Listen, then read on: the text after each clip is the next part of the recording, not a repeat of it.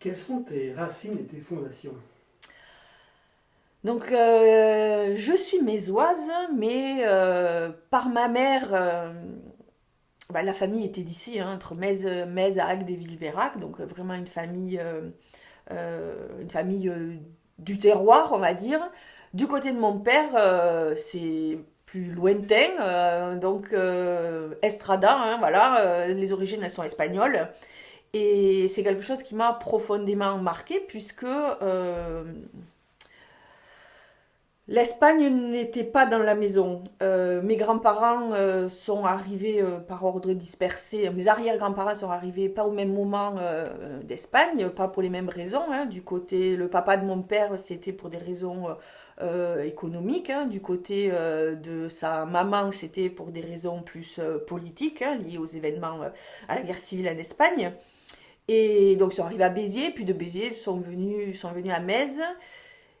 Et l'état d'esprit de mes grands-parents, c'était de réussir. Donc, socialement, il fallait réussir. Il fallait qu'on ne les remarque pas en tant qu'Espagnols. Il fallait qu'ils soient des Français euh, plus que Français, quoi.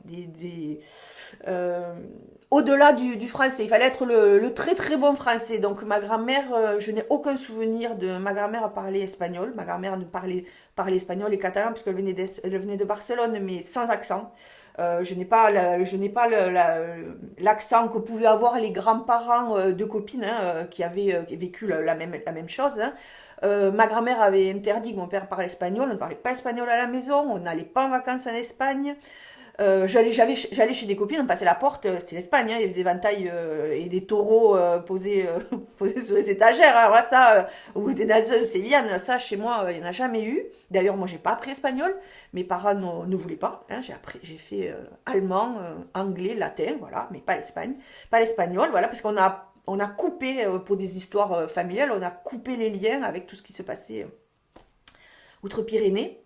Et puis bon, le hasard de la vie, peut-être parce que c'était à moi, là, j'ai eu besoin de trouver ces fondations, ces racines. Et en cours de parcours universitaire, j'ai eu la chance de pouvoir partir en Erasmus. Alors certains sont partis dans plein de pays, et ben moi, très lointain. Moi, je suis allée faire mon Erasmus à Barcelone. Voilà, c'est sans connaître toute l'histoire familiale que j'ai découvert après. J'ai découvert très tardivement et je me suis épanouie à Barcelone. Mon rêve était d'y rester, hein. Donc j'aurais bien aimé rester sur Barcelone parce que c'est une ville dans laquelle je me sens presque aussi bien qu'à Metz. Voilà. Et donc j'ai un lien affectif avec cette ville et tout m'y ramène, plein de choses m'y ramènent. Donc mes fondations, elles sont là-bas parce que ça, on va dire, c'est la génétique, c'est autre chose, c'est comme ça, c'est les émotions, c'est plein de trucs. Donc, voilà, une mésoise d'origine espagnole et catalane, voilà. Et là, elles sont là mes fondations, et c'est ce que j'essaye de transmettre à mon fils. Qu'est-ce que tu peux me dire de tes parents? Alors, mes parents, j'ai plus mon papa, j'ai toujours ma maman. Donc, ma mère, elle est originaire de Villeveyrac. Donc ses parents étaient viticulteurs. Ma grand-mère était femme au foyer, elle a élevé ses enfants. Mon grand-père était viticulteur, et voilà. Donc quelqu'un de la terre, hein. Et par contre, du côté de mon papa, mon grand-père était plombier, donc il s'est installé à Metz, il a une plomberie. Ma grand-mère travaillait avec lui et avait ensuite une activité ostréicole. Donc mon père était plombier et ostréiculteur. Et en fait, c'est ma mère qui a ensuite repris complètement l'activité de mon père, donc ostréicultrice. Donc en fait, j'ai vécu dans un milieu d'artisans commerçants qui travaillent du lundi matin au dimanche soir, qui prennent très peu de congés. Mon père s'est tué certainement un peu à la tâche, hein, et toujours dans cet état d'esprit qu'on avait presque peut-être une revanche à prendre, qu'on avait tout perdu, qu'il fallait qu'on ait des biens, qu'on montre qu'on avait réussi socialement, voilà, donc toujours investir Ils travaillaient, voilà. Ça, la valeur de mes parents, enfin, mes parents, je les ai toujours vus travailler. Ma mère, encore 73 ans, n'est pas encore carrément à la retraite, quoi. Voilà. C'est la preuve que on est, on est toujours on est dans cette activité. Donc, et peut-être que mon hyperactivité, elle vient de là. Hein. C'est que j'ai jamais vu mes parents se poser, ou si. Ma mère, l'été aime profiter du soleil, et donc donc c'est le seul moment où je la vois inactive sur un transat, quoi. Mais sinon, toujours en train de travailler, ou dans son jardin, ou encore sur les marchés, hein, puisqu'elle est ostréicultrice et elle vend sur les marchés. Donc c'est ça. Le souvenir de mes parents, c'est le travail. On partait en vacances, mais très peu. Très peu. Et du coup, moi, je pense que j'ai développé cette envie de voyager et de partir, parce que on peut pas quand même non plus passer que sa vie à travailler. Et qu'est-ce que tu as appris d'eux? Ben, qu'on n'a jamais rien sans rien. Euh, on peut espérer attendre des autres que les autres aident, mais il faut savoir se bouger. Et donc, moi, j'ai vraiment envie d'aider les gens à s'en sortir, mais je n'ai pas une vision de l'aide assistana. On aide à rebondir. Et c'est ça, quoi. Mes parents ont toujours. Les affaires, hein, ça marchait pas toujours comme il fallait. Hein. Les ostréiculteurs, une année ça marchait, l'année d'après il n'y a plus à d'huîtres. Ben voilà, et on reprend tout à zéro, et on redémarre, on se laisse pas abattre. Et on continue sa route. Donc ça, c'est des choses qui m'ont inculqué, et qui me suit. Je réussis, je réussis pas, je continue, et j'avance. Quel enfant tu étais? Alors, moi je suis fille unique. Donc, fille unique dans un milieu comme ça, on va dire hyper gâté. Euh, J'avais tout ce que je voulais, voilà. Ça c'est matériellement, hein. Et puis voilà, c'était bien habillé. J'avais tous les jouets qu'il fallait, tous les plus beaux. Par contre, il fallait pas que je joue avec, parce qu'il fallait pas que je fasse trop de bazar dans la maison. Mes parents m'ont poussée pour faire des études, donc j'étais très studieuse, même si voilà, j'avais pas le choix. Hein. Il fallait que je sois et que je réussisse, que je sois première de la classe. Donc c'est ce que j'ai fait très longtemps, puis après ça s'est arrêté. Même si j'ai poursuivi les études, donc studieuse. On vivait en plein centre-ville, donc de Metz, donc plein de copines autour. Et un petit groupe qui reste encore, hein, des copines, hein. On se revoit encore. Après, comme on avait tendance à dire, une fille unique, fille capricieuse, peut-être un peu aussi, espiègle, oui, très dissipée, oui, qui faisait déjà beaucoup d'activités aussi extrascolaires. Hein. J'ai été au conservatoire, parce que j'étais à l'école de musique, puis après je suis allée au conservatoire pour faire du piano, je faisais du chant, j'ai fait beaucoup de sport, voilà. Je faisais beaucoup d'activités. Et en fait, très autonome. En tant que fille unique, j'ai développé cette faculté, on va dire, je sais pas si c'est une qualité, de faire beaucoup de choses seule.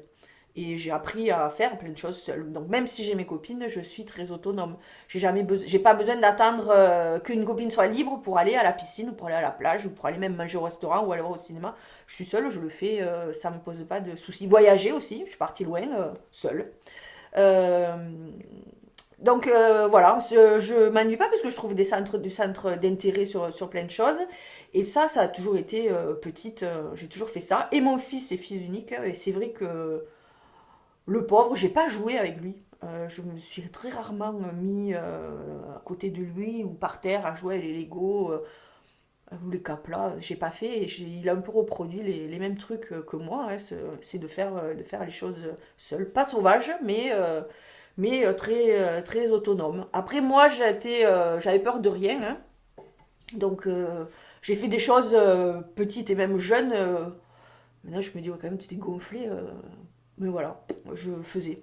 C'était mon naturel. Voilà. Maintenant, je suis un peu plus, peut-être un peu plus réservée ou plus réfléchie, on va dire. Plus réfléchie, mais beaucoup de choses avec la spontanéité, pas avec de la spontanéité. Est-ce que tu peux nous raconter un souvenir particulier qui t'aurait marqué dans ton enfance? Oui, ça, j'aime bien le raconter. C'est quand même, je dis à mon fils, jamais moi j'aurais pu te faire ça. Donc j'ai toujours, ma mère a toujours voulu que je réussisse que je sois première de ma classe, que je réussisse tout parfaitement, tout ça, ce qui n'était pas toujours forcément le cas. Puis j'étais quand même quelqu'un de dissipé en classe. Puis jusqu'à très longtemps, j'avais pas de difficulté en classe, donc je faisais les choses rapidement. Et puis après, j'embêtais peut-être les autres, je parlais beaucoup. Et un jour, ça c'est le truc le plus fort, quoi, hein. Entre le premier tour et le deuxième tour de la cavalcade, mon bulletin est arrivé et en scolaire, en fait, toutes les matières, c'était très bien, mais j'arrive plus à trouver en attitude, voilà, j'avais eu une très mauvaise note en disant que je perturbais la classe et tout. Et donc ma mère, pour ça, ça avait été le scandale. C'est pour elle, c'était inadmissible parce que ça m'avait fait passer rétrogradé de la première à la deuxième place, ou peut-être à la troisième. Donc c'était le drame absolu. Donc je n'ai pas fait la cavalcade. J'ai été punie, je suis restée dans les tribunes à regarder mes copines danser. Je n'ai pas fait la cavalcade. Et ça a été, c'est un truc traumatisant, quoi, hein. Je m'en rappelle encore, mais là ça me fait rire parce que bon, je relativise le truc, mais je dis à mon fils, tu te rends compte, mais maintenant je te ferais ça, tu me prendrais, ça serait presque qu'on appellerait SOS en femme battue, quoi, hein, et bon, voilà, c'est une petite anecdote. Après, mais parce que ma mère, elle a toujours, je pense que elle était plus vexée qu'autre chose.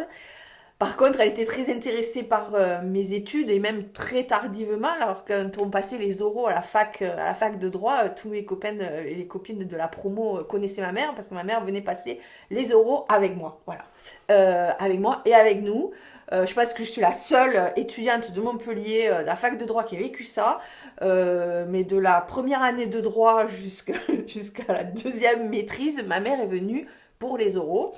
Donc, elle passait la journée avec moi et elle m'accompagnait, enfin, voilà, et elle accompagnait aussi tout le monde en disant tel sujet est tombé, c'est le deuxième ou le troisième, ça fait troisième fois qu'elle repose cette question, ils n'ont pas su répondre, elle aidait un peu tout le monde, et tout le monde à la fac la connaissait, hein. Et après, on venait faire la fête, on faisait la fête à la maison, elle a accueilli beaucoup d'étudiants à la maison autour de sa piscine pour faire la fête.